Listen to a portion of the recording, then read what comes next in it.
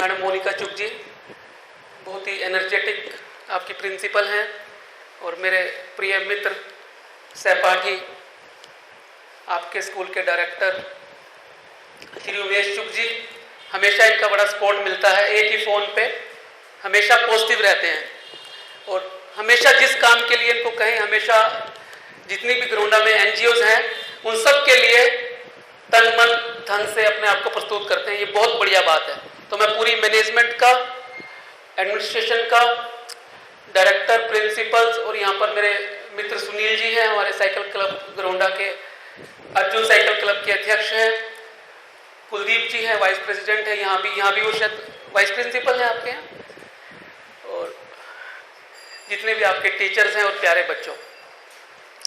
अपनी बात शुरू करने से पहले मैं इस प्रोग्राम की थोड़ी सी भूमिका आपको बता देता हूं।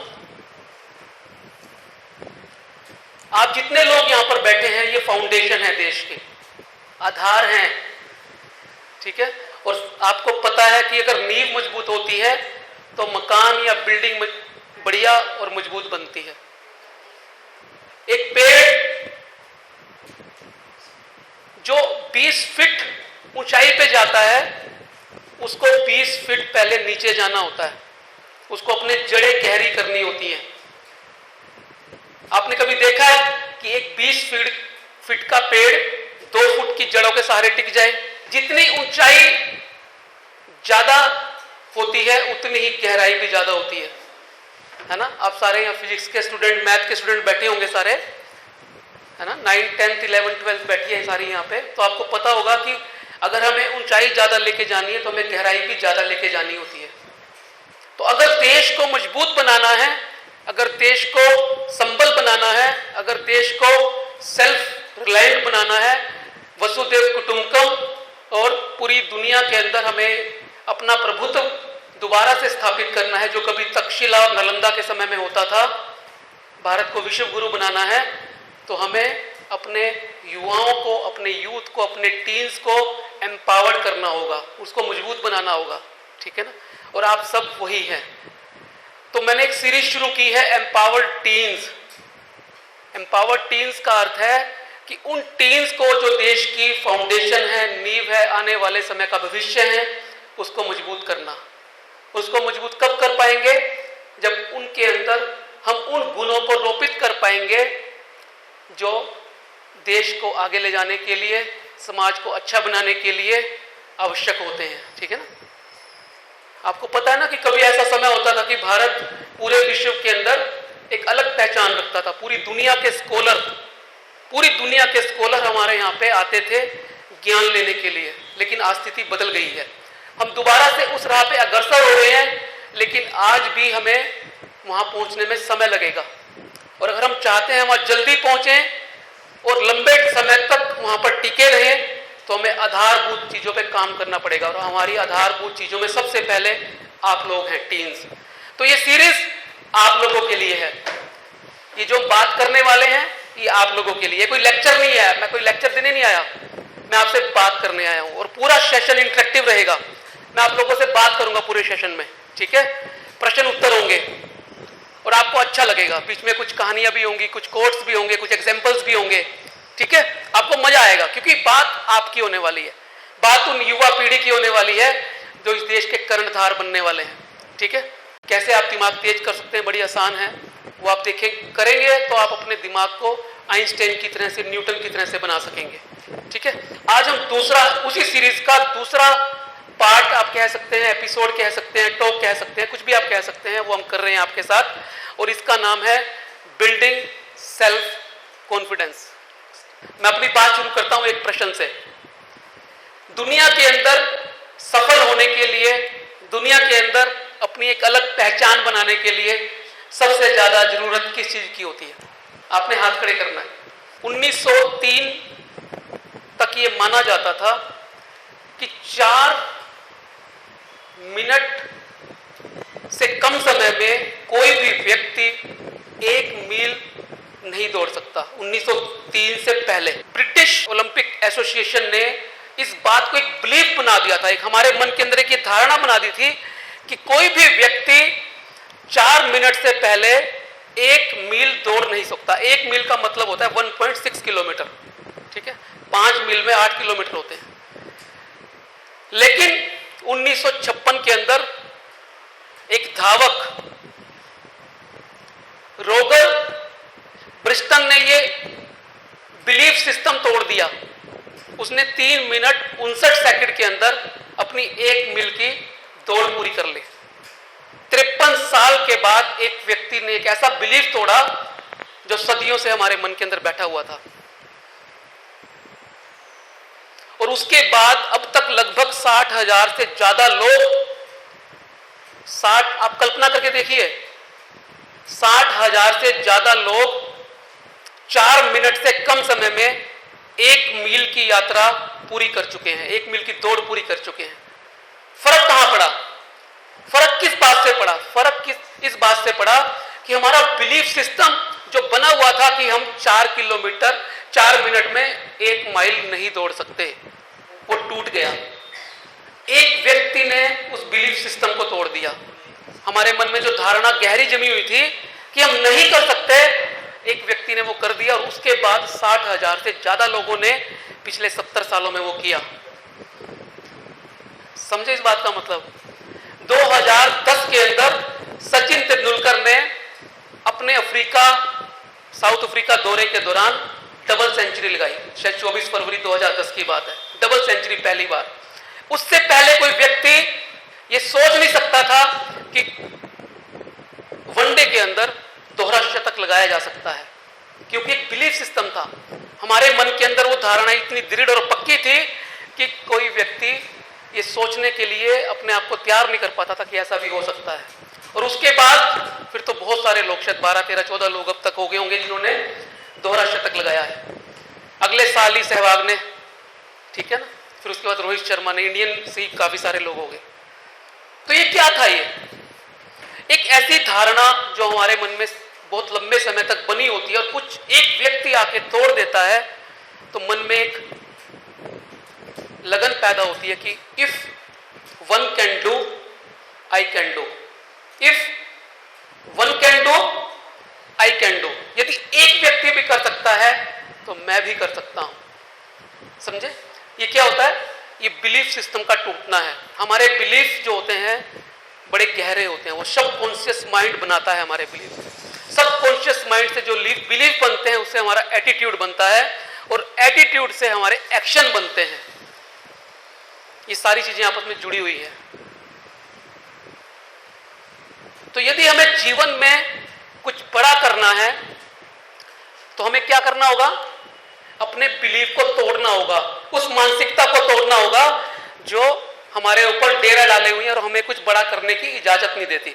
एक व्यक्ति के एक बाग के अंदर 2 पक्षी आते थे रोजाना रूटीन में, और वो डाल पे बैठ जाते थे, ठीक है। उसमें से एक पक्षी ऐसा था जो वहीं बैठा रहता था, उड़ता नहीं था कहीं। सुबह आया, शाम तक वहीं बैठा रहा, वहीं उसका आस पड़ोस में किसी पेड़ पे घर होगा, वो उसी डाल पे बैठ जाता था। माली उड़ाने की कोशिश करता लेकिन वो उड़ता नहीं, एक पक्षी उड़ जाता था। वो बड़ा हैरान होता था, माली भाई ये यहीं पे क्यों अटका हुआ है, उड़ता क्यों नहीं है, ठीक है। तो फिर वो उसने एक दिन क्या किया, उसने एक दिन वो जिस डाली पे बैठता था वो डाली काट दी। वो डाली कटने से क्या हो गया? वो उड़ना शुरू हो गया, ठीक है। तो पूछा उससे, भाई ये कैसे हुआ, ये तो यहीं बैठा रहता था, उड़ता नहीं था कभी। तो माली ये बोला कि इसने अपने आप को उन मान्यताओं से बांध लिया था कि मैं इस डाली के अलावा कहीं जा नहीं सकता। समझे बात? हमारे साथ भी क्या होता है, हम अपनी पूर्व जो धारणाएं होती हैं, जो मान्यताएं होती हैं, जो प्रीजुडिस होते हैं, समाज के अंदर बहुत सारी धारणाएं जन्म ले लेती है ना, बहुत सारी कुरीतियां जन्म ले लेती हैं। हम उनसे बंधे रहते हैं, चिपके रहते हैं, कभी इस बात का साहस नहीं कर पाते कि इससे इतर या इसके अलावा भी कुछ हो सकता है। और वो धारणाएं क्या करती हैं फिर? वो धारणाएं क्या करती हैं? वो धारणाएं हमें कमजोर बना देती हैं और हम सदा सदा सदा के लिए एक डाली से चिपके रह जाते हैं। ये डालियां हमें दुख देती हैं और हमें हमेशा ड्रैग करती हैं पीछे खींचने के लिए। सेल्फ कॉन्फिडेंस, आप लोगों को पता है सेल्फ कॉन्फिडेंस क्या होता है? आत्मविश्वास पता है आप लोगों को क्या होता है? मेरे को पता है, आप सबको पता है, लेकिन हाथ खड़ा करने में शर्म आती है ना। हमें पता होता था, क्यों जी, हमें पता होता था, लेकिन हम झिझक करते हैं, शर्माते हैं। मैं आज उसी झिझक को तोड़ने आया हूं, ठीक है ना। वहां से यहां तक का जो सफर होता है ना बेटा, ये मुश्किल जरूर होता है लेकिन जरूरी बहुत होता है। दुनिया के अंदर बड़े बड़े ओरेटर, चाहे आप बराक ओबामा की बात करें, ठीक है, चाहे आप नरेंद्र मोदी की बात करें, जब वो पहली बार बोलते हैं तो उनके भी पैर कांपते हैं। चाहे वो दिखते नहीं हो, लेकिन उनको भी एंजाइटी होती है ना, फियर ऑफ परफॉर्मेंस होता है, उनको भी डर लगता है। लेकिन धीरे धीरे धीरे करके इससे हम बाहर आ सकते हैं। अच्छी बात यह है, डर से बाहर आने का तरीका क्या है पता है किसी को? डर से बाहर कैसे आया जाता है? अगर आपको किसी चीज, कोई चीज डरा रही है, आपको कोई फोबिया है, आपको मन में कोई चिंता है किसी बात को लेके, तो उससे जूझने का क्या तरीका है? सिर्फ एक ही तरीका है, दूसरा तरीका नहीं है। वो तरीका है उसका सामना करना। किसी भी डर से आप उसका बिना सामना कर रहे जीत नहीं सकते। डर हमेशा डराएगा, लेकिन डर के आगे जीत है ना। डर के आगे जीत क्यों है? डर के आगे जीत इसीलिए है, हर अंधेरी रात के बाद एक उजाला दिन आता है कि नहीं आता है? हर दुख के बाद एक सुख आता है। जीवन द्वंद्वों का जोड़ है, डायलेक्ट से मिलकर बना है। बिना द्वंद्वों के जीवन नहीं हो सकता। तो हम अगर इस डर से बाहर आना चाहते हैं, किसी भी डर से, तो हमें उसका सामना करना पड़ेगा। सेल्फ कॉन्फिडेंस का अर्थ ये होता है कि जब हमें अपनी क्षमताओं पे, अपनी एबिलिटीज पे, अपनी स्किल्स पे, अपने डिसीजन पे, जो हम सोचते हैं, अपनी थॉट्स पे विश्वास आना शुरू हो जाए। Yes I can, yes I can, तब आप कह सकते हो कि मुझे अपने पे विश्वास है। एक होता है सेल्फ कॉन्फिडेंस और एक होता है सेल्फ एस्टीम। सेल्फ एस्टीम, और आपने सुना होगा दोनों शब्द, इन दोनों में भी बेसिक फर्क है। सेल्फ एस्टीम एक बहुत बड़ी टर्म है, जैसे एक समुंदर होता है और उससे नदियां बह के कहां जाती हैं? समुंदर में जाती हैं। तो समुंदर एक बड़ा हिस्सा और नदियां उसके अलग अलग पार्ट हैं, ठीक है। तो सेल्फ कॉन्फिडेंस एक हिस्सा है पूरी सेल्फ एस्टीम का। सेल्फ एस्टीम का अर्थ यह है कि जब आपको अपनी सत्ता पे, अपने होने पे, एज ए पर्सन, आपको अपने पे, सारे पे, क्युमुलेटिव आपको विश्वास होता है, तो उसे बोलते हैं सेल्फ एस्टीम। और जब आपको अपनी एबिलिटीज पे, अपनी क्षमताओं पे, अपने डिसीजन पे, जो आपने निर्णय लिए हैं उन पे विश्वास होता है, तो वो होता है सेल्फ कॉन्फिडेंस। सेल्फ कॉन्फिडेंस क्यों जरूरी है? Why self confidence matters? हमें पता लग गया सेल्फ कॉन्फिडेंस क्या होता है, पता लग गया? क्लियर है सब बच्चों को? हाथ खड़ा करो। सबको क्लियर है सेल्फ कॉन्फिडेंस क्या होता है, आत्मविश्वास क्या होता है? हाथ खड़ा करो। जिसको नहीं पता लगा वो खड़ा करो। अच्छा, मैं बेटे यहां इसलिए आया हूं आपके मन की शंकाओं को दूर करने और आपको उत्साही बनाने, आत्मविश्वासी बनाने। अगर मैं बिना ये करे चला गया तो मेरा आना बेकार है यहां पे, ठीक है। अगर मैं ये काम बिना करे चला गया ना, तो फिर मेरे आने का कोई फायदा नहीं है। आपका भी मैंने टाइम खराब किया, मैनेजमेंट का भी टाइम खराब किया, ठीक है ना। तो फिर मेरा कोई फायदा नहीं आने का। तो मैं आपको समझाने आया हूं। मैं, आप मोटा मोटा ये समझ लीजिए, मैं जामवंत बन के आया हूं आपके बीच में। सुने जामवंत का नाम? रामायण के अंदर जामवंत की क्या भूमिका थी, बता सकता है कोई? उनका कंट्रीब्यूशन क्या था उनका? बता सकता है कोई बच्चा? जामवंत हनुमान जब सीता की खोज के लिए वो पूरा काफिला निकला और वो हिंद महासागर के इस तरफ खड़े थे, है ना, रामेश्वरम पे, और उनको जाना था लंका में। उनको पता लग गया था अभी समुद्र पार करके सीता माता है वहां पे। तो किसी की इतनी हिम्मत तो थी नहीं कि कौन पार करेगा। तब क्या, तब एक व्यक्ति थे जामवंत, उन्होंने हनुमान को बुलाया और उनको उनकी शक्ति याद दिलाई कि तुम्हारे अंदर इतनी पावर है कि तुम तो जब बचपन में सूरज को गेंद समझ के अपने मुंह में रख लेते थे, तो जब हनुमान को अपनी शक्ति याद आई तो क्या हुआ, सारी कहानी और इतिहास बदल गया। वो क्या, उन्होंने छलांग लगाई, उड़ान भरी और कहां पहुंच गए? लंका में। तो मैं जामवंत बन के आया हूं आपके बीच। आप सब हनुमान हैं। अपने लिए जोरदार ताली बजाइए एक बार।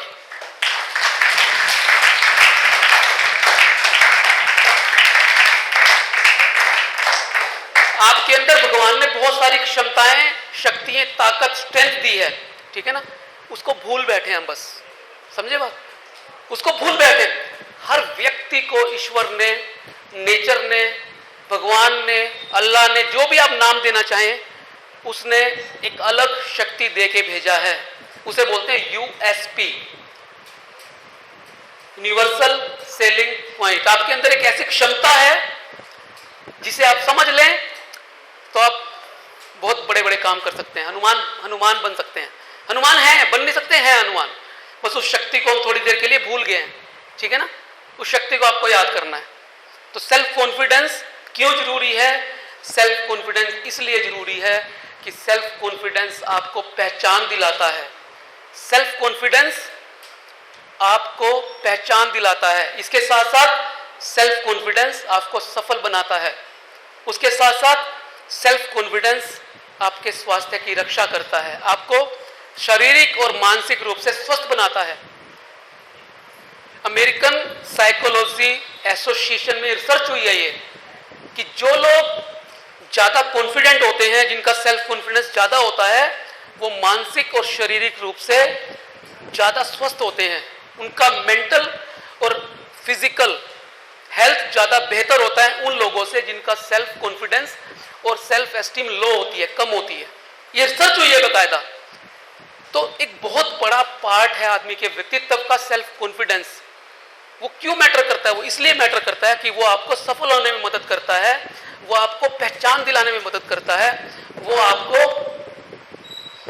स्वस्थ रखने में मदद करता है। अच्छा, आप बताइए कि जो बच्चे कक्षा के अंदर बेहतर प्रदर्शन करते हैं, फर्स्ट सेकंड थर्ड आते हैं, जो बच्चे स्पोर्ट्स के अंदर फर्स्ट सेकंड थर्ड आते हैं, बहुत सारे बच्चे हैं स्पोर्ट्स में हैं, अर्जुन है ना, वो साइकिल क्लब में देखो पूरा नेशनल तक खेला है बच्चा, स्टेट में 2 बार जीता है, डिस्ट्रिक्ट कितनी बार जीता है।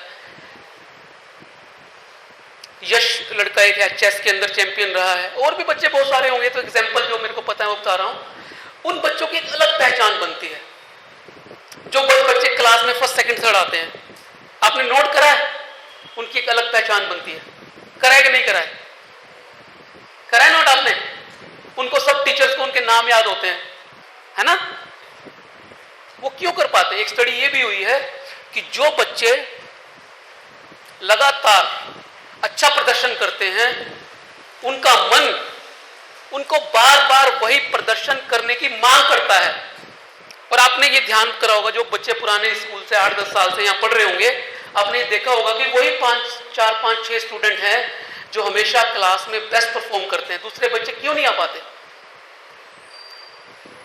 दूसरे बच्चे क्यों नहीं आ पाते? एक छोटी सी कहानी सुनाता हूं आपको। एक छोटा बच्चा हाथी का, किसी घर जो व्यक्ति उसको पालता था, उसने क्या किया, एक छोटा हाथी का बच्चा खूंटे से बांध दिया। ठीक है, सुनी होगी आप सबने, हाथी के बच्चे को खूंटे से बांध दिया। वो छोटा बच्चा था, खूंटा थोड़ा पेड़ का तना मोटा था और वो खूंटा बड़ी रस्सी मजबूत थी, तो बच्चा वो कोशिश करता निकलने की, लेकिन निकल नहीं पाता, उससे खूंटे को तोड़ नहीं पाता। धीरे धीरे वो बच्चा बड़ा होता चला गया। बड़ा तो होगा, जब वो घूमता, थोड़ी जब वो खोलते तो वो घूम आता, फिर उसको बांध देते वहां पे। एक समय ऐसा आया, हाथी बड़ा हो गया पूरा, वो जवान हो गया हाथी। फिर उसने कोशिश छोड़ दी खूंटे से, अब तो वो बड़ा हो गया, अब तो उसके लिए वो पेड़ कुछ भी नहीं है। अगर वो एक धक्का झटका मारे तो खूंटा बाहर, पेड़ टूट जाए। लेकिन उसके दिमाग ने क्या कर दिया, उसको ये सोचने पे मजबूर कर दिया, भाई तेरे बस की बात नहीं है, तू नहीं तोड़ सकता इस खूंटे को। तो वो क्या हुआ उससे, वो पूरे जीवन भर उस खूंटे को कभी नहीं तोड़ पाया। ऐसे ही हमारे साथ होता है। जिन बच्चों ने ये महसूस कर लिया कि मैं तो कभी प्रथम द्वितीय तृतीय आ ही नहीं सकता, मैं तो किसी स्पोर्ट्स में अच्छा हो ही नहीं सकता क्योंकि मेरी पहली परफॉर्मेंस बेकार रही है, उस पूर्व मान्यताओं के प्रीजुडिस के आधार पे उसने अपने मन को ये निर्णय दे दिया, ये आदेश सुना दिया, यू कांट डू इट। तो क्या होगा, तो सारी उम्र उस खूंटे से बंधा रहेगा, उन्हीं मान्यताओं से बंधा रहेगा। तो मैं यहाँ पे वो मान्यताएं तोड़ने आया हूँ, ठीक है ना। आपको उस खूंटे से, आप उससे ना बंधे रहो। जो बच्चे क्लास में थोड़ा सा पीछे हैं, मैं उनको प्रथम पंक्ति में लाने का नुस्खा देने आया हूँ, ठीक है ना। मैं उनकी उन शक्तियों को याद दिलाने आया हूँ जो आप हनुमान की तरह से भूल बैठे हैं।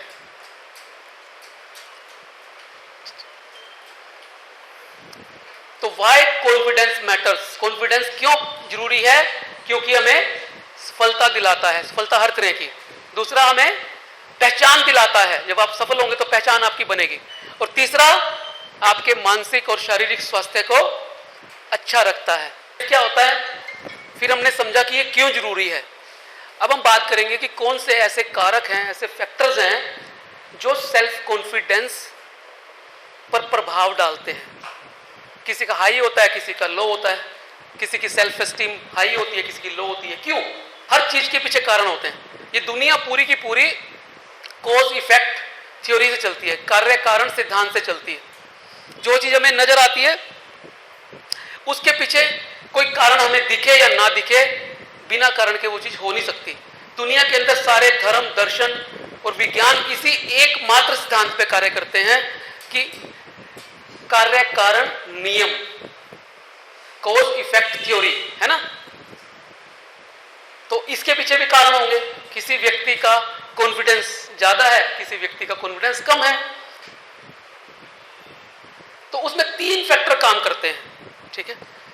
कॉन्फिडेंस को बनाने में 3 फैक्टर्स काम करते हैं। पहला फैक्टर है फैमिली, ठीक है। सबसे पहला फैक्टर है फैमिली। आपके परिवार का माहौल कैसा है?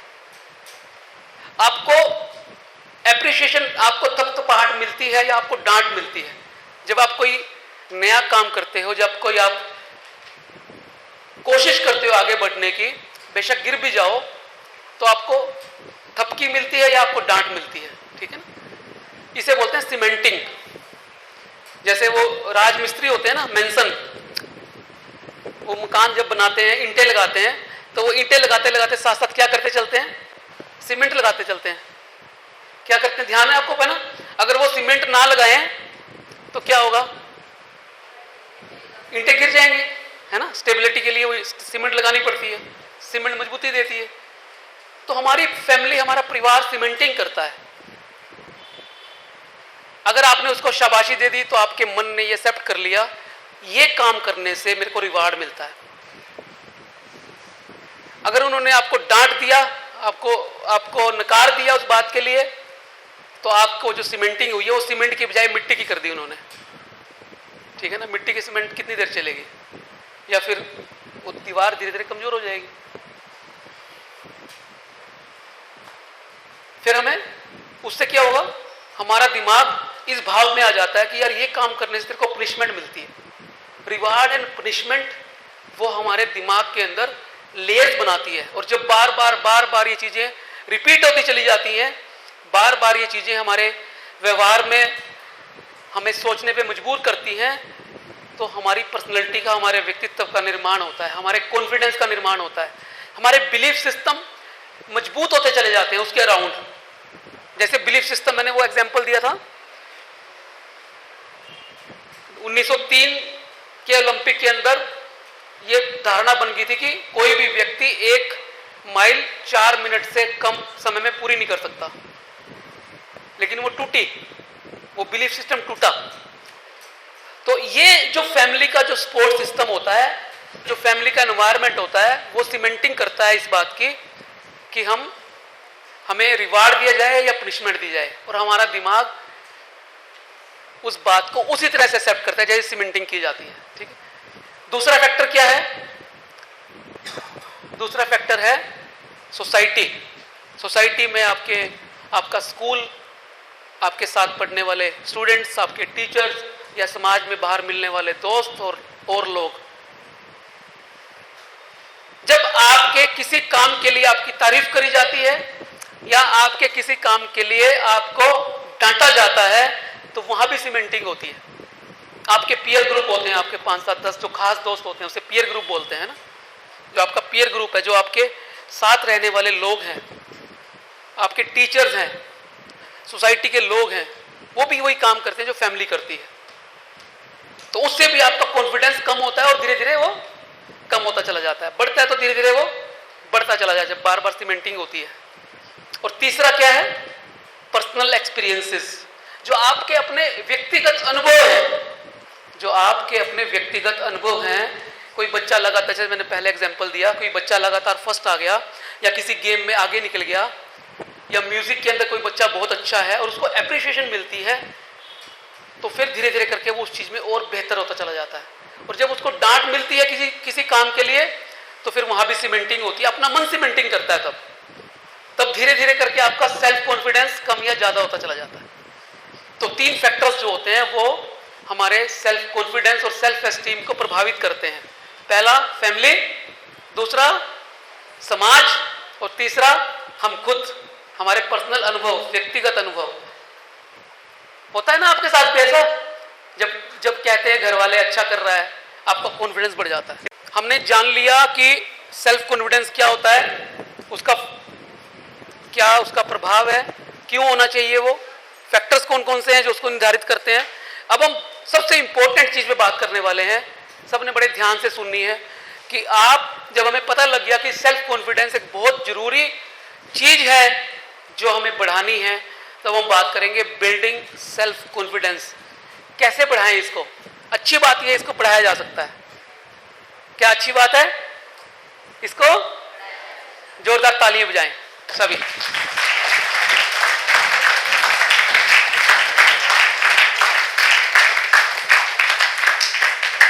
और उन सब लोगों के लिए भी ताली बजाएं जिन्होंने आपके जीवन में कुछ भी बेटर किया है, चाहे वो आपके पेरेंट्स हैं, टीचर्स हैं, आपके साथ के दोस्त हैं, समाज के और लोग हैं, उन सब के लिए भी एक बार जोरदार ताली। हम 7 टिप्स के बारे में बात करेंगे, है ना, कॉन्फिडेंस बढ़ाने वाली 7 टिप्स के बारे में। तो पहली टिप कौन सी है? स्क्रीन पे देखो। क्या मतलब है इस बात का? अर्जुन, क्या मतलब है बेटा? ताकत को पहचानो। बहुत बढ़िया। यहां ताकत का मतलब क्या है? अभी मैंने थोड़ी देर पहले बताया था आपको कि भगवान ने, नेचर ने, ईश्वर ने हर व्यक्ति को कोई ना कोई ऐसी क्षमता हमारे अंदर दी है जो हमें पता लग जाए तो मिरेकल कर सकते हैं, है ना, चमत्कार हो सकता है, चमत्कार। अच्छा ये बताओ, लता मंगेशकर अगर अपने बचपन में गाने ना गाती, हम इतने 70,000 से ज्यादा गाने गाए उन्होंने अलग अलग 25-26 भाषाओं में देश की, तो वो उनका नाम, वो स्वर कोकिला के नाम से जानी जाती है, भारत रत्न उनको मिला है, तो वो क्या इतनी बड़ी लिजेंडरी बन पाती? कुछ और काम करती, मान लो, बन पाती? तो बचपन के अंदर ही उन्होंने पहचान लिया, या उनके माता पिता ने पहचान लिया, या उनके गुरुओं ने पहचान लिया, टीचर्स ने पहचान लिया, उनकी वो यूएसपी पहचान ली, उनके अंदर जो नेचर ने एक ऐसा गुण दिया था, अगर वो उभर जाए तो फिर वो अपने फील्ड के अंदर एवरेस्ट यानी टॉप पे पहुंच सकती है। ऐसे ही सचिन तेंदुलकर, ऐसे जो लोग कामयाब है अलग अलग फील्ड के, अमिताभ बच्चन, जो लिजेंडरी हैं अपने फील्ड के, अगर उन्होंने वो बचपन में क्षमता नहीं पहचानी होती तो क्या ये संभव था कि वो इतने बड़े लिजेंडरी, इतने बड़े महान व्यक्ति बनते? तो सबसे पहला काम जो शुरू होता है, जो यात्रा शुरू होती है, वो कहां से शुरू होती है? यात्रा शुरू होती है अपनी ताकत पहचानने से। आइडेंटिफाई योर स्ट्रेंथ हर व्यक्ति के अंदर है, आपको नोट करनी है। आप कागज पेन आपके पास है ना, सबके पास? अभी मत करो, आराम से करना, बाद में आराम से जाके घर जाके मंथन करना, चिंतन करना, सोचना कि मेरे अंदर ईश्वर ने ऐसा क्या दिया है जो मेरे को दुनिया की भीड़ से अलग खड़ा कर सकता है। मेरे अंदर ऐसी क्या क्षमता है? मैं स्पोर्ट्स में अच्छा हूं, मैं पढ़ाई में अच्छा हूं, मैं म्यूजिक में अच्छा हूं, या कई बार बहुत सारी दबी हुई चीजें हैं। इसमें आप सहायता ले सकते हो, अपने पेरेंट्स की भी, मदर फादर की सहायता ले सकते हो, टीचर्स की सहायता ले सकते हो, स्टूडेंट, अपने क्लासमेट्स, पीयर ग्रुप की सहायता ले सकते हो। वो हेल्प कर सकते हैं आपको जानने में, आपकी चीज कई बार हमें नहीं पता होता, है ना। और फिर सबसे बढ़िया तरीका होता है मेडिटेशन करने का। आप आराम से बैठो, आंख बंद करके, कुछ दिन लगेंगे, एकदम नहीं होता, थोड़ा सा अभ्यास करना। वो सेशन में किसी और दिन लूंगा फिर, कि कैसे हम अपनी क्षमताओं को, उसमें फिर लेक्चर बहुत लंबा हो जाएगा, कि कैसे अपनी स्ट्रेंथ को पहचाने। आज मतलब इतना ही है कि आप इस पर काम शुरू करो, अपनी ताकत को, अपनी स्ट्रेंथ को पहचानने का काम शुरू करो, और उसको लिखने का काम शुरू करो, उसको शेयर करो। भाई हाँ, मेरे अंदर किसी व्यक्ति को मान लो लगता है कि मैं एक अच्छा चेस प्लेयर बन सकता हूं, मैं चेस में अच्छा हूं, अपना पास्ट अनुभव बताएगा आपको, आपके दोस्त बताएंगे, या इस तरह कुछ और भी, जो भी आपकी स्ट्रेंथ है वो सारी की सारी आप पहचानो। ठीक है, आप सबने जेके रोलिंग का नाम सुना है? किसने सुना? हैरी पॉटर किसने देखी है? हैरी पॉटर की राइटर कौन है बेटा?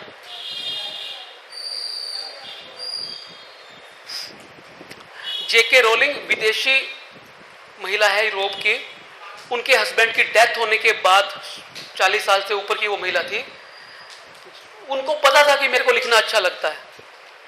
उन्होंने लिखा, अपनी नॉवल पब्लिश कराने के लिए वो अलग अलग पब्लिशर्स के पास गई, बहुत सारी जगह रिजेक्शन मिली, है ना, रिजेक्ट कर दिया लोगों ने, भाई नहीं ये वाली किताब पब्लिश नहीं हो सकती, इसमें कुछ दम नहीं है।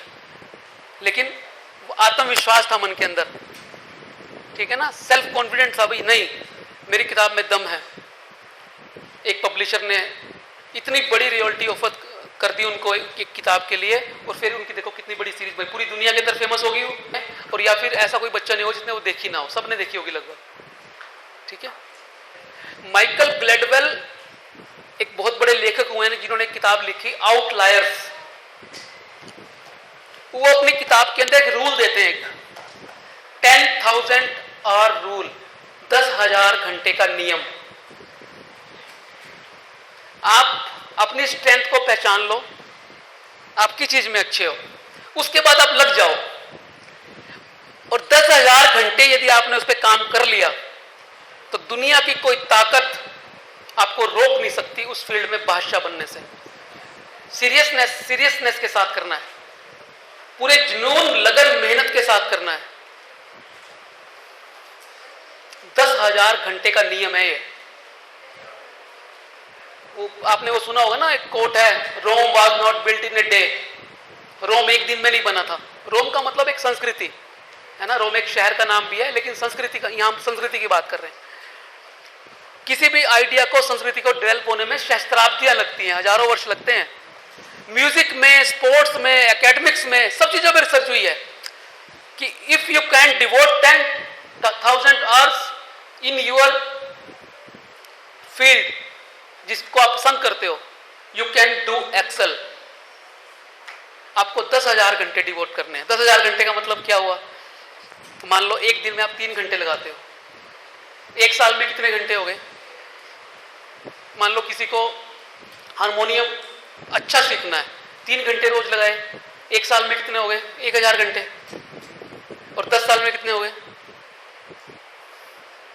10 साल लगेंगे, मतलब मोटा मोटा हम एवरेज मान के चलते हैं, 3 से 4 घंटे किसी भी हॉबी को डिवोट करे जा सकते हैं अपनी पढ़ाई के अलावा भी। तो अगर आपके अंदर कोई ऐसी स्किल है तो आप भी दुनिया के अंदर बेस्ट बन सकते हो if you can devote 10,000 hours in that field.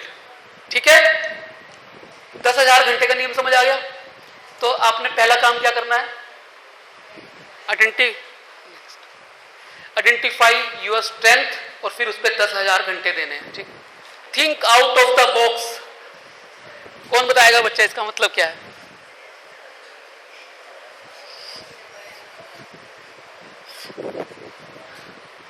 ये नीचे क्या क्या छपा हुआ है इसके? क्या है बेटा? बॉक्स में से क्या निकल रहा है?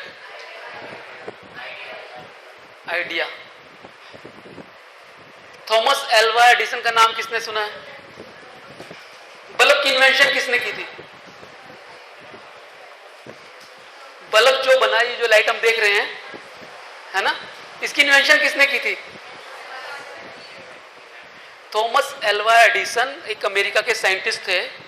उन्होंने 10,000 ये कहते हैं, आम धारणा है, एक्चुअल तो किसी को नहीं पता, 9,999 अटेम्प्ट फेल हुए थे वो, और 10,000 बार जब उन्होंने एक्सपेरिमेंट करा तब वो सक्सेस हुए थे बल्ब बनाने में। समझे बात? जब उनसे एक पत्रकार ने पूछा जब बल्ब की इन्वेंशन होगी तो ये भाई आपको इतना समय लगे, इसके बारे में आप क्या क्या कहना चाहोगे? तो उन्होंने क्या कहा, मैंने 9,999 तरीके सीखे हैं जिनसे बल्ब नहीं बनाया जा सकता। देखो पॉजिटिविटी देखो, मतलब मैंने वो 9,900 तरीके सीखे हैं जिससे बल्ब नहीं बनाया जा सकता, आउट ऑफ द बॉक्स। अगर एक तरीके से आप कामयाब नहीं हो रहे तो आपको लक्ष्य नहीं बदलना अपना, हम घबरा जाते हैं, हार जाते हैं, नहीं यार मेरे से नहीं हो पाएगा, टूट जाते हैं, छोड़ देते हैं, क्विट कर देते हैं बीच में। फिर जब भी क्विट करने का मन हो, थॉमस एल्वा एडिसन के बारे में सोच लेना। अगर वो क्विट कर देते तो हो सकता है हमें रोशनी 100 साल बाद मिलती, लगभग 1880-85 के आसपास, जब हमें बल्ब की इन्वेंशन हुई है ना, तो हमें रोशनी कब मिलती? हो सकता है 50-100 साल बाद मिलती, ठीक है ना। तो एक व्यक्ति, one man can change, one idea can change whole thing, whole process. तो आउट ऑफ द बॉक्स हमेशा आपकी जो सोच होनी चाहिए, अगर कोई काम एक तरीके से नहीं हुआ तो उसको दूसरे तरीके से करने की कोशिश करो। स्टीव जॉब्स का नाम किसने सुना है? स्टीव जॉब्स का नाम सुना है किसी ने? हाथ खड़ा करो। अच्छा, एप्पल फोन कितने लोग यूज करते हैं? करता है कोई एप्पल का फोन यूज? अर्जुन, क्या फर्क है बेटे एप्पल के फोन में और दूसरे फोनों में? बड़ा प्यारा लगता है ना देखने में एप्पल का फोन, स्लीक सा होता है, सुंदर सा होता है, बड़ा होता है कि नहीं होता? सबसे महंगा भी होता है। ये वही व्यक्ति था स्टीव जॉब्स जिसने इस फोन को बनाया था। दुनिया के अंदर बहुत सारे फोन थे, लेकिन जब ये फोन आया तो इसने एक रेवोल्यूशन की तरह से, क्रांति की तरह से पूरी दुनिया में फैल गया है। क्यों? क्योंकि एक नया आइडिया था उनके पास, एक नए आउट ऑफ द बॉक्स उन्होंने सोचा, एक नई चीज दी। जब भी हम किसी चीज को पेटेंट कराते हैं तो उसके दो तरीके होते हैं। एक तो प्रोसेस का पेटेंट होता है, एक पहली बार कोई चीज इन्वेंट होती है तो पेटेंट होता है। अगर वही चीज जो पहले इन्वेंट हुई है उसको ही, उसके प्रोसेस को बदल के दूसरे तरीके से पेश कर दिया जाए तो उस पर भी पेटेंट मिल जाता है, यानी out of the box. Out of the box आप कब सोचोगे? जब आप क्वेश्चन करोगे। क्वेश्चन करना, प्रश्न पूछना एक सबसे बढ़िया आदत होती है। महात्मा बुद्ध क्यों बने? उसके पीछे क्या चीज थी? प्रश्न पूछने की उनकी तड़प, हर चीज को जानने की इच्छा। हर चीज पे प्रश्न खड़ा करो। समाज के अंदर जो मान्यताएं हैं जो आपको समझ नहीं आती, उनको बजाय सीधा मानने के उन पर प्रश्न चिन्ह लगाओ। ऐसा क्यों है? आप सारे के सारे विज्ञान के युग में हैं, सारे के सारे विज्ञान के स्टूडेंट हैं। बिना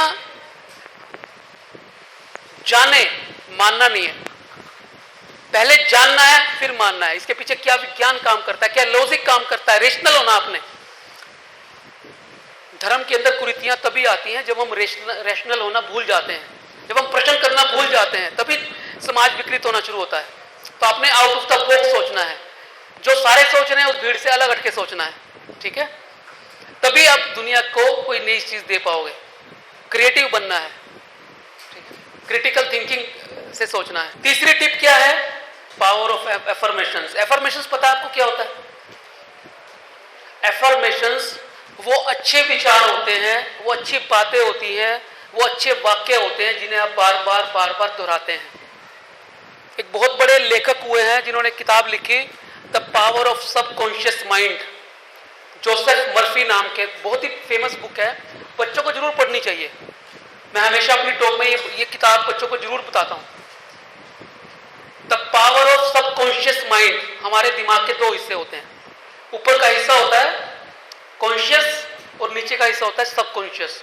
जो ऊपर वाला हिस्सा होता है 5% होता है, जिससे हम सारे काम दुनिया के करते हैं। चेतन दिमाग, उसी से हम सारे काम करते हैं। लेकिन जो 95% सबकॉन्शियस हिस्सा होता है दिमाग का, वो बड़े बड़े कामों करने के लिए जाना जाता है। जैसे हमारा शरीर है, आपका दिल है, यहाँ पे दिल कहाँ पे है? लेफ्ट साइड में ना, यहाँ ये दिल 24 घंटे धड़कता है ना, हमें पता लगता है धड़क रहा है, अपने आप हो रहा है काम। हमारे शरीर के सारे ऑर्गन, चाहे वो लीवर है, इंटेस्टाइन है, किडनी है, ब्रेन है, सारे अपने आप काम कर रहे हैं, हमें नहीं पता, वो अपने आप कर रहे हैं। वो सारे काम कौन कर रहा है? Subconscious mind. आपने एक बार साइकिल सीख ली या मोटरसाइकिल सीख ली, स्कूटर सीख ली या गाड़ी सीख ली, आप अगर कुछ दिन चलाते हुए उसके अभ्यस्त हो गए, आप 5 साल 10 साल नहीं भी चलाओगे, तब आप 10 साल बाद उसको चलाओगे तो एक तो बार के उससे आप चला लोगे उसको। तो वो यादें, वो मेमोरीज, वो रिट्रीवल, वो कहां दर्ज है? सबकॉन्शियस माइंड में। कॉन्शियस माइंड चीजों को लेके सबकॉन्शियस माइंड को दे देता है। और ये कल्पना करने के लिए, आपकी पुरानी बातों को याद करने के लिए, आपकी दमित इच्छाओं को पूरा करने के लिए, आपके सपनों को साकार करने के लिए कौन सा दिमाग काम करता है? Subconscious mind. अगर आप सपनों को पूरा करना चाहते हैं तो इसको पावरफुल बनाना होता है, सबकॉन्शियस माइंड को। ये जितना ताकतवर बनेगा उतने ही आप ताकतवर बनेंगे, ठीक है ना। ये बिल्कुल ऐसा ही है दिमाग, जैसे एक समुंदर के अंदर ग्लेशियर होता है, आइस ग्लेशियर, वो ऊपर का हिस्सा में इतना दिखता है, बस आइसबर्ग इतना दिखता है, वो है कॉन्शियस माइंड। जो नीचे का हिस्सा होता है 95%, वो कौन सा होता है? Subconscious mind. तो हमने क्या करना है? हमने अफर्मेट करना है, अपने दिमाग को सजेशन देने हैं, बार बार अच्छा बोलना है, I can do it, I can do it. जब आप बार बार इस बात का अभ्यास करेंगे तो आपका मन उस शक्ति को ग्रहण करना शुरू कर देगा। अगर आपसे कोई चीज नहीं हो रही है तो आप आराम से बैठो। इसका सबसे अच्छा समय हो सोते हुए या फिर सुबह उठते हुए। आप सोते हुए अपने आप दिमाग को सजेशन दो, इसे बोलते हैं ऑटो सजेशन या सेल्फ टॉक। आप सजेशन दो अपने दिमाग को, मेरे को ये प्रश्न नहीं याद हो रहा। बहुत सारे आविष्कार सबकॉन्शियस माइंड के द्वारा किए गए हैं, सपनों में, ड्रीम्स में, सोते हुए, है ना।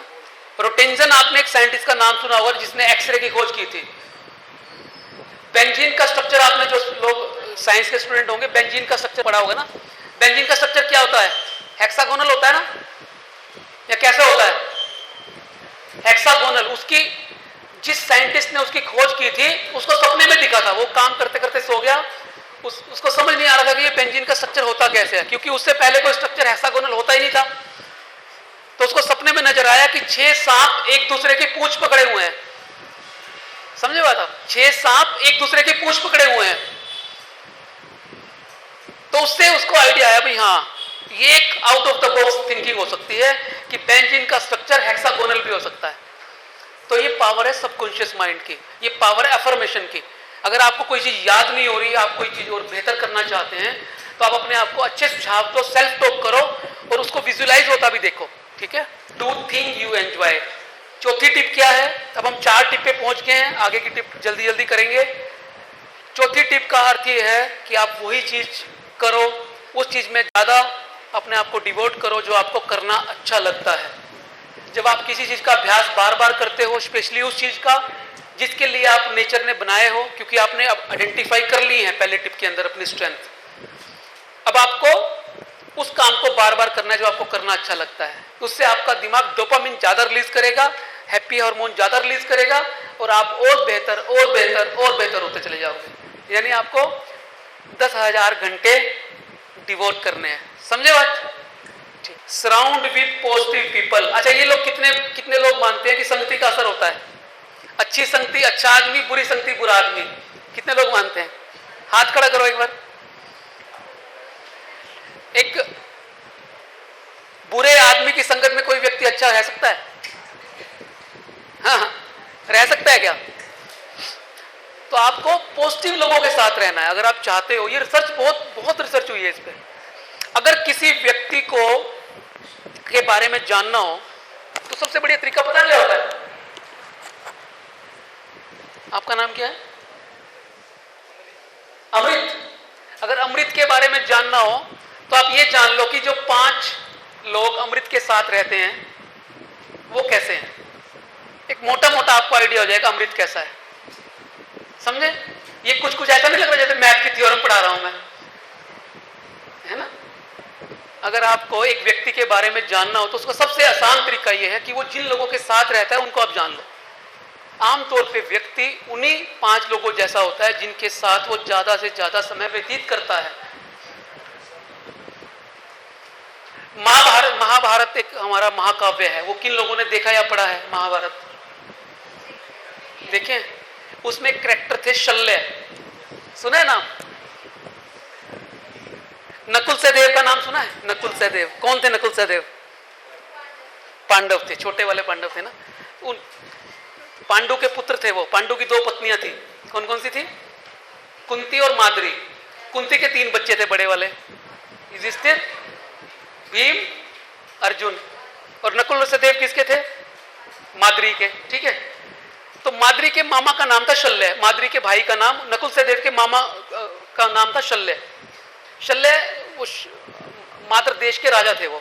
तो जब महाभारत का युद्ध शुरू हुआ तो शल्य ने क्या किया, शल्य ने किया, उसको प्रेरणा मिली थी, वहां कृष्ण जैसे बुद्धिमान लोग थे तो उन्होंने, उनकी प्रेरणा से उन्होंने क्या किया, उन्होंने साम दाम दंड भेद करके कर्ण का सारथी बन गए। वो क्या बन गए? वो कर्ण को जानते हो ना आप सब, 5 पांडवों का बड़ा भाई कर्ण है ना, सूत पुत्र के नाम से फेमस था कर्ण। वो अभी हमारा जो करनाल है उन्हीं के नाम से है, कर्ण भूमि। तो ये अंग प्रदेश होता था जो दुर्योधन ने कर्ण को दे दिया था, और उन्होंने ये बाद में कर्ण के नाम से यहाँ का नाम करनाल हो गया था। कर्ण भूमि थी, बिगड़ते बिगड़ते करनाल हो गया था। तो शल्य जो राजा थे वो क्या बन गए, महाभारत के युद्ध में कर्ण के सारथी बन गए। जब अर्जुन और कर्ण का युद्ध शुरू हुआ तो वो बार बार शल्य क्या करते, शल्य करते कर्ण के कान में, जब भी वो तीर चलाने का होता है उसके कान में बोल देते, तो किस अर्जुन से युद्ध कर रहा है, ये तो वो अर्जुन है जिसने गांडीव से अपने ये कर दिया था, मतलब उसकी प्रशंसा के गुणगान करते वो जब भी वो युद्ध करता। आप सोच के देखो, एक व्यक्ति जो पूरी दुनिया का सबसे बड़ा योद्धा माना जाता है, उसका सारथी उसके पक्ष में युद्ध करने वाले के गुणगान कर रहा है, युद्ध के दौरान उसके कान के अंदर बार बार ये मैसेज दे रहा है, तो क्या होगा, क्या होगा? उसका मनोबल टूट गया, तो उत्साहित हो गया वो, तो है ना, उसका मनोबल टूट गया। जैसे ही वो बाण चलाने के लिए निकालता वैसे ही वो कोई ना कोई बात छोड़ देता। तो धीरे धीरे करके हो गया, मनोबल इतना टूट गया कि अंततः गत्वा हमें पता है कि कर्ण की हार हुई। ठीक है, वो अलग बातें किस कारण से हुई, लेकिन जो आपके सराउंडिंग में लोग रहते हैं, अगर वो आपके लिए अच्छे नहीं है, आपके लिए नकारात्मक हैं, तो आपका सेल्फ कॉन्फिडेंस कभी बढ़ नहीं सकता। तो आपको अपने दोस्त ऐसे बनाने हैं जो पॉजिटिव हो, आपको अपने दोस्त ऐसे बनाने हैं जो पॉजिटिव हो। अच्छा दोस्त वो होता है, निंदा करेगा, निंदक नीड़े राखी हमारे वेदों में कहा है, निंदा करेगा तो भी अच्छाई के लिए करेगा, आपकी कमियों को दूर करने के लिए निंदा करेगा। इसलिए निंदा नहीं करेगा कि आपको हराना है शल्य की तरह से, इसलिए निंदा करेगा कि आपको बेहतर बनाना है, आपको बेटर बनाना है। ठीक है, तो ऐसे लोगों को अपने सराउंडिंग में रखिए जो पॉजिटिव हो, आपके लिए अच्छे हो, आपको आगे बढ़ाने में मदद करें और आपके शुभेच्छु हो, आपके शुभ चिंतक हो। ठीक है ना, तो बहुत बड़ा एक फैक्टर होता है अच्छे लोगों का, अच्छी संगति का। इसलिए सब धर्मों ने ये बार बार जोर दिया है, एक व्यक्ति शराब पीने वालों के साथ बैठता है, एक व्यक्ति स्मोकिंग करने वालों के साथ बैठता है, एक व्यक्ति गांजा पान करने वालों के साथ बैठता है, तो वो क्या करेगा? आज नहीं करेगा तो आज देखेगा, कल उसके मन में इच्छा जागृत होगी तो परसों करेगा वो। एक व्यक्ति किसी अच्छे स्पोर्ट्समैन के साथ रहता है, वो क्या करेगा? आज नहीं खेलेगा तो कल खेलेगा, कल नहीं खेलेगा तो परसों खेलेगा वो, और किसी दिन अच्छा प्लेयर बनेगा। कोई व्यक्ति अच्छे स्टूडेंट के साथ रहता है, आज वो कमजोर है पढ़ाई में, कल उसको देखे और अच्छा बनेगा, मोटिवेशन मिलेगी। लेकिन आप नालायक बच्चों के साथ रहोगे, गलत बच्चों के साथ रहोगे, जो नशा करते हैं उनके साथ रहोगे, तो आप भी वैसे बनोगे। तो सराउंडिंग का एक बहुत बड़ा इंपॉर्टेंट रोल होता है, आपको ये बहुत ज्यादा ध्यान रखने की बात। वॉलंटियरिंग योरसेल्फ, बहुत सारे बच्चे ऐसे होंगे जिनका इंटरेस्ट होगा समाज सेवा में, है ना, वो कोई ना कोई सोशल एक्टिविटी में पार्टिसिपेट करते होंगे, पेड़ लगाते होंगे, किसी ना किसी एनजीओ से जुड़े होंगे। हैं कुछ बच्चे ऐसे जिनको अच्छा लगता है ऐसा करना। कभी किसी बच्चे ने किसी महिला, बुजुर्ग महिला की या बुजुर्ग व्यक्ति की हाथ पकड़ के सड़क पार कराई है? किसने कराई? हाथ खड़ा कर। क्या नाम है बेटा? उषा, खुशी, नाम भी कितना बढ़िया है, जोरदार तालियां हो जाओ खुशी के लिए सारे।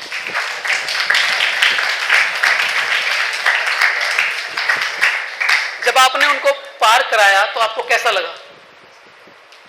खूब अच्छा लगा ना, क्योंकि खुश करने वाला हार्मोन खुशी ने अपने दिमाग में पैदा कर लिया। क्या कर लिया? खुशी वाला हार्मोन होता है ना, जो न्यूरोट्रांसमीटर बोलते हैं उसको, डोपामिन, वो आपके दिमाग में पैदा हो गया और वो आपको अच्छा फील कराया उसने। तो जब भी हम काइंडनेस वाले काम करते हैं, जब भी हम दया भाव वाले काम करते हैं, जब भी हम किसी की हेल्प करते हैं, तो हमारे दिमाग को बड़े अच्छे मैसेज जाते हैं, उसके अंदर से बड़े अच्छे अच्छे न्यूरोट्रांसमीटर पैदा होते हैं और वो हमारा कॉन्फिडेंस बिल्ड करते हैं, हमें हमारी सेल्फ वर्थ को बढ़ाते हैं, हमें महसूस कराते हैं कि तेरा जीवन के अंदर कुछ मतलब है, तेरे होने का कुछ मतलब है। और ये होने का जो मतलब है ना, जो बीइंग का मतलब है, जो एग्जिस्टेंस से जुड़ाव आपका पैदा करता है, ये सबसे इंपॉर्टेंट है। ये आपको एक अच्छा इंसान बनाता है, एक अच्छा कामयाब इंसान बनने की राह पे अग्रसर करता है, ठीक है ना। बहुत इंपॉर्टेंट चीज है सेल्फ वॉलंटियरिंग। जितने भी बड़े दुनिया में महान लोग हुए हैं ना, उनके जीवन के अंदर ये वाला जो पार्ट है, स्वयं सेवा, अपने आप को प्रस्तुत करना जब जरूरत हो, जब देश को आपकी जरूरत है, जब समाज को आपकी जरूरत है, जब परिवार को आपकी जरूरत है, जब आपके दोस्तों को आपकी जरूरत है, जब आपका दोस्त मान लो पढ़ाई में कमजोर है, आप उसकी मदद करते हो, किताब देके, अपने नोट देके, उसको समझा के, तो आपको अच्छा लगता है कि नहीं लगता है? एग्जाम में नकल करा के नहीं कह रहा हूं, है ना, अच्छा लगता है ना, कुछ भी ऐसा करके, क्योंकि वो सारे खुशी वाले हार्मोन्स, न्यूरोट्रांसमीटर पैदा होते हैं। तो आपको अपने आप को प्रस्तुत करना है जब लोगों को आपकी जरूरत हो, ठीक है ना। अपने आज के इस टॉक के समापन पे है, ठीक है। 7वीं टिप और सबसे इंपॉर्टेंट टिप है सेलिब्रेटिंग अचीवमेंट्स। जीवन के अंदर जब हम छोटी छोटी चीजें करते हैं जो हमें खुशी देती हैं, या हमें कोई बड़ी सफलता मिलती है, तो हमें उसे सेलिब्रेट करना चाहिए अपने साथ, है ना। जो चीज़ आपको पसंद हो वो खा के सेलिब्रेट कर सकते हो, ताली बजा के कर सकते हो, नाच के कर सकते हो कमरे में बंद होके, या थोड़े से ज़्यादा एक्सट्रोवर्ट हो तो अपने दोस्तों के साथ एंजॉय कर सकते हो, परिवार के साथ कर सकते हो। जैसे हम बर्थडे पे केक काटते हैं, अपने परिवार के साथ जन्मदिन मनाते हैं, तो छोटी छोटी खुशियों को सेलिब्रेट करो। जब आप एग्जाम में बेहतर प्रदर्शन करते हो, जब आप स्पोर्ट्स में बेहतर प्रदर्शन करते हो, जब आप कोई अच्छी चीज़ सीखते हो, लर्निंग करते हो, जब आपने कोई अच्छा काम किया होता है, वॉलंटियरिंग की होती है, समाज की या लोगों की कुछ हेल्प करी होती है, तब आप उसको सेलिब्रेट करो। सेलिब्रेट करने से हमारे दिमाग के अंदर अच्छे मैसेज जाते हैं, वो अच्छी आदतें डेवलप करने में हमारी मदद करता है, क्योंकि सबकॉन्शियस माइंड की बहुत ज़्यादा ताकत है। इस सबकॉन्शियस माइंड की ताकत को समझ के आप खुद अपने जामुन भी बन सकते हैं, और हनुमान तो आप सारे ही हैं। मेरे जैसे जामुन तो मोटिवेशन देने के लिए कभी कभी आपको आएंगे, कभी कभी याद दिलाएंगे। आपको क्या करना है? आपको अपना जामुन खुद बनना है, और अपने ही अंदर छुपे हनुमान को उसकी शक्ति याद दिलानी है कि मेरे अंदर नेचर ने, मेरे अंदर ईश्वर ने, मेरे अंदर गॉड ने, मेरे अंदर अल्लाह ने, मेरे अंदर वाहिगुरु ने वो सारी नियामतें, ताकतें, एबिलिटीज, है ना, सब चीजें दी हैं जो मेरे अंदर ही हैं, और मैंने ही अपने आप पैदा करनी है। मैं तो आज आपसे बात करके 1 घंटा लगभग चला जाऊंगा, फिर आपको कौन याद दिलाएगा? कौन दिलाएगा याद? हाँ बेटा, आप खुद। यस, अपनी आइडेंटिफाई करनी है स्ट्रेंथ, अपनी स्ट्रेंथ को बढ़ाने पे काम करना है, वॉलंटियरिंग करनी है, और जो 7 चीज़ें हमने करी हैं वो सारी की सारी करनी है। ये वाला वीडियो YouTube पे भी आ जाएगा, लिंक मैं उमेश जी को शेयर कर दूंगा, वो आप लोगों तक पहुंचा देंगे। इसको आप बार बार भी देख सकते हैं, और लोगों को भी मोटिवेट कर सकते हैं। ऐसे ऐसे लगभग 20 वीडियोज़ आने हैं। पहला वीडियो माइंड की स्ट्रेंथ बढ़ाने के लिए, दिमाग को तेज करने के लिए मैंने बनाया था, वो भी आप, उसका लिंक YouTube पे है, वहाँ देख सकते हैं। मेरे 2 चैनल है YouTube पे, mukeshagarwal.com के नाम से है, वो वहाँ भी आप जाके देख सकते हैं। YouTube पे है, वेबसाइट भी है, YouTube का चैनल भी है, Facebook का भी है, Instagram का भी है, और मेरा क्लिनिक का भी है। मैं बालों का डॉक्टर हूँ, तो मेरा एक और चैनल है VSC हेयर क्लिनिक। मेरी अभी 21 ब्रांचेज हैं इंडिया में, उसकी भी YouTube वीडियोज़ हैं। अगर आप बालों की किसी को समस्या है तो उस पर 1500 से ज़्यादा वीडियोज़ पड़ी हैं, और मेरे पर्सनल चैनल पे डॉक्टर मुकेश अग्रवाल पे 1000 के करीब वीडियो हैं, ठीक है ना। तो आप दोनों चैनल सब्सक्राइब भी कर सकते हैं, उन पर सारी वीडियो अच्छी आती हैं, आपके मतलब की वीडियो है। और मुकेश अग्रवाल पे सारी मोटिवेशनल वीडियो हैं, या तो किसी अच्छी बुक्स पे हैं या इस तरह की टॉक्स हैं, ठीक है।